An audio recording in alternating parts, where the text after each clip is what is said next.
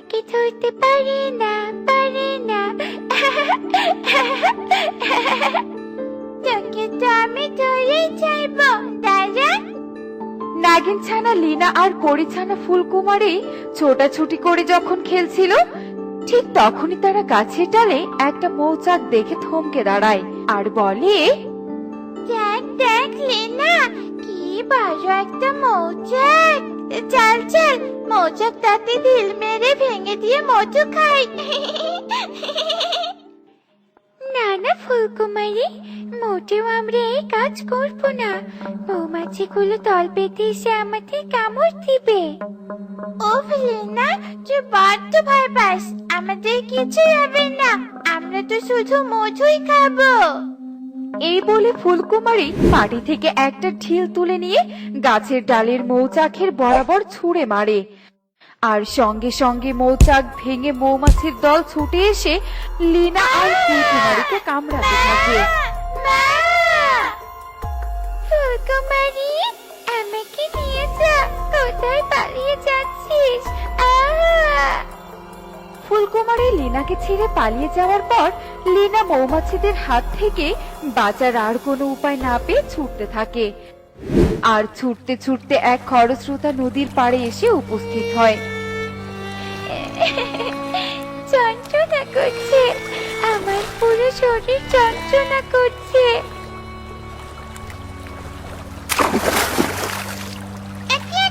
নদীর জলে নাগিনের ছানা তো ভেসে গেল। এক্ষুনি নাগিনকে খবর দিতে হবে।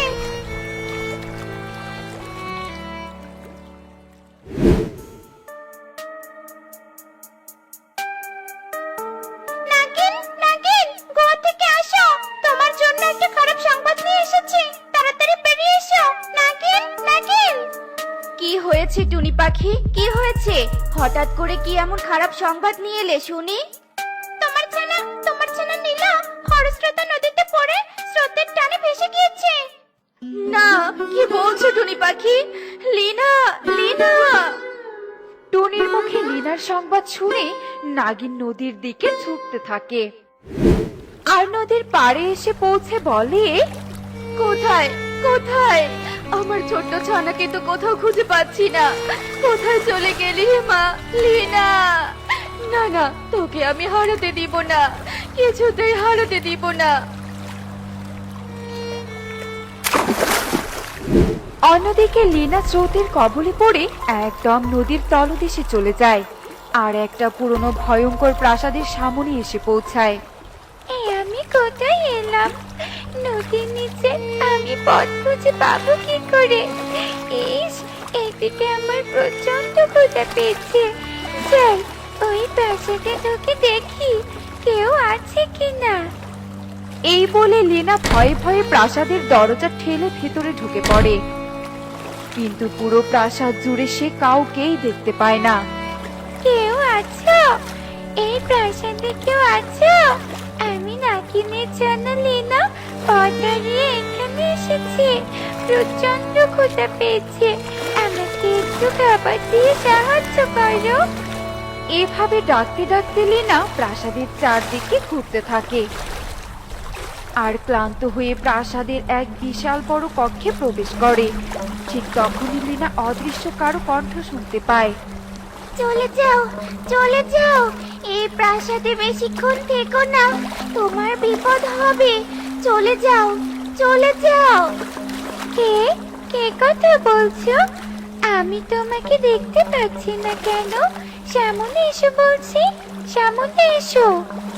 লিনা যখন এসব কথা বলছিল, ঠিক তখনই সেই বড় কক্ষে একটা জাদুর খাঁচা প্রকট হয়, আর সেই খাঁচায় লিনা একটা জলকন্যাকে দেখতে পায়। এ কি, তুমি তো একটা জলকন্যা। তুমি খাঁচায় বন্দি কেন? তুমি ছাড়া কি এই প্রাসাদে কেউ থাকে না? থাকে তো, একটা তিন মাথাওয়ালা ডাইনি। ওই ডাইনি আমার মা বাবার কাছ থেকে আমাকে চুরি করে নিয়ে এসেছে, আর এই খাঁচায় বন্দি করেছে। কিছুতেই এই খাঁচা থেকে বের হতে পারছি না। তুমি তাড়াতাড়ি পালিয়ে যাও, ওই ডাইনি তোমাকে দেখলে তোমাকেও বন্দি করবে। না না, এখানে বন্দি হয়ে তুমি বড্ড কষ্ট পাচ্ছ। আমি তোমাকে মুক্ত করব। এক্ষুনি আমার বিষ দিয়ে এই খাঁচা বর্ষ করে দিব। এই বলে লিনা তার মুখ থেকে খাঁচার মধ্যে বিষ ছুঁড়ে মারে, কিন্তু লিনার ছোড়া বিষ খাঁচার কিছুই হয় না। ঠিক তখনই সেখানে সেই 3 মাথাওয়ালা ডাইনি এসে উপস্থিত হয়। একি এখানে একটা নাগিন ছানা। এ তো দেখছি মেঘনা চাইতেই বৃষ্টি। শক্তি অর্জনের জন্য জলকন্যাকে বলে দিব আমি। এখন তো দেখছি মহাশক্তি অর্জন করব। এই নাগিন ছানা আর জলকন্যাকে একসাথে বলে দিয়ে। এই কথা বলে 3 মাথাওয়ালা ডাইনি লিনার ওপর জাদু প্রয়োগ করে, আর লিনা জাদুর কারণে হঠাৎ করে খাঁচার মধ্যে ঢুকে যায়। একি আমিও কাছে ঢুকলাম কি করে? ছাড় যায়নি, ছাড় আমাকে। ছাড়বো তোদের, ঠিক মোহিনী লগ্নের দিনে ছাড়বো। তোদের বলে দিয়ে আমি মহাশক্তি অর্জন করবো। 3 মাথাওয়ালা ডাইনি যখন অট্ট হাসিতে ফেটে পড়ে, ঠিক তখনই নাগিন তার মেয়েকে খুঁজতে খুঁজতে সেখানে এসে উপস্থিত হয়। হে কি, আমার মেয়ে খাঁচায় বন্দি কেন? 3 মাথাওয়ালা ডাইনি, তুই আমার মেয়েকে বন্দি করেছিস? কেন করেছিস? বল কেন করেছিস? ছেড়ে দে, ছেড়ে দে আমার কন্যাকে, ছেড়ে দে। তোর কথাই আমি ছেড়ে দেবো নাকি? তোর মেয়ের প্রাণের আশা ছেড়ে দিয়ে লেজ গুটিয়ে পালিয়ে যা। মা, মা, তুমি এসেছো মা? মা লিনা, তুমি চিন্তা করো না, তোমার মা এসে গেছে। ওই ডাইনির হাত থেকে তোমাকে মুক্ত করবই করব। ডাইনি নাগিন কখনো পালিয়ে যায় না। দেখ, আমার বিষ দিয়ে তোর শরীর পুরো বিষাক্তময় করে দিব। যন্ত্রণায় তুই ছটফট করবি। এই বলে নাগিন 3 মাথাওয়ালা ডাইনির দিকে যেমনি তার মুখ থেকে বিষ ছুঁড়ে মারে, অমনি ডাইনি ও নাগিনের দিকে তার জাদুর বাণ প্রয়োগ করে। নাগিনের ছোড়া বিষ ভেদ করে জাদুর বাণ নাগিনের শরীরে এসে প্রবেশ করে। আহ! যন্ত্রণা করছে, যন্ত্রণা করছে, পুরো শরীরে আমার যন্ত্রণা করছে। মা, ডাইনি, মায়ের কোনো ক্ষতি করো না ডাইনি।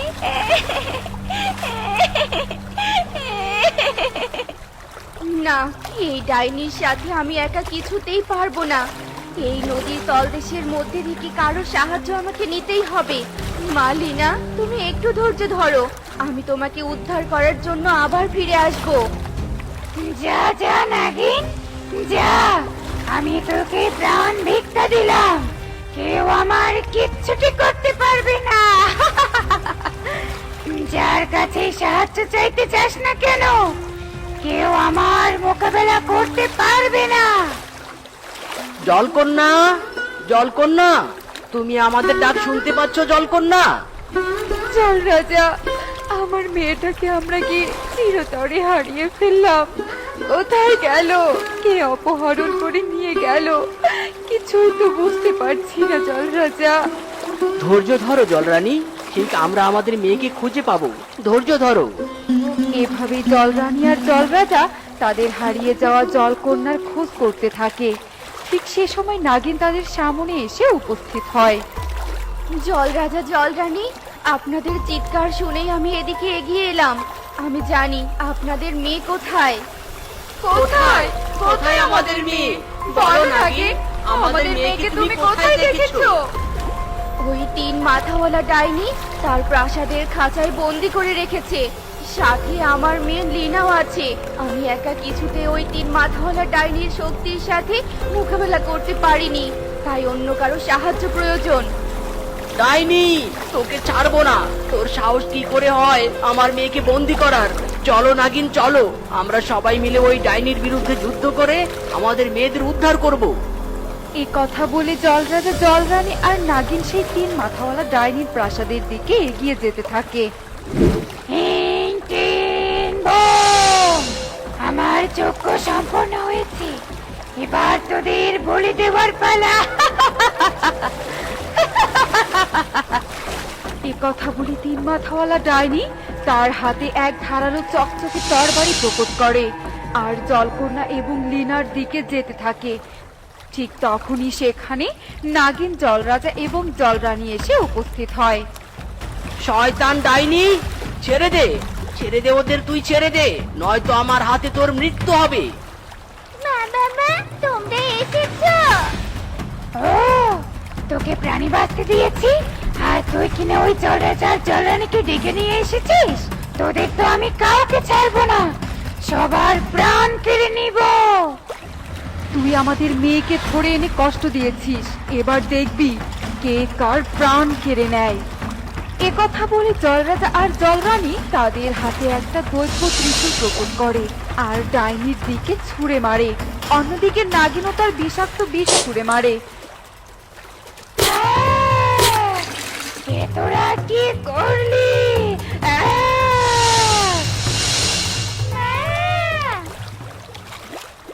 ধন্যবাদ জলরাজা জলরানী, আপনারা সাহায্য না করলে আমার মেয়েকে কিছুতেই উদ্ধার করতে পারতাম না। তোমাকেও অনেক ধন্যবাদ নাগিন, তুমি না থাকলে আমাদের মেয়েদের খোঁজই পেতাম না। এবার তাহলে আমি আসি, বিদায়। বিদায় নাগিন।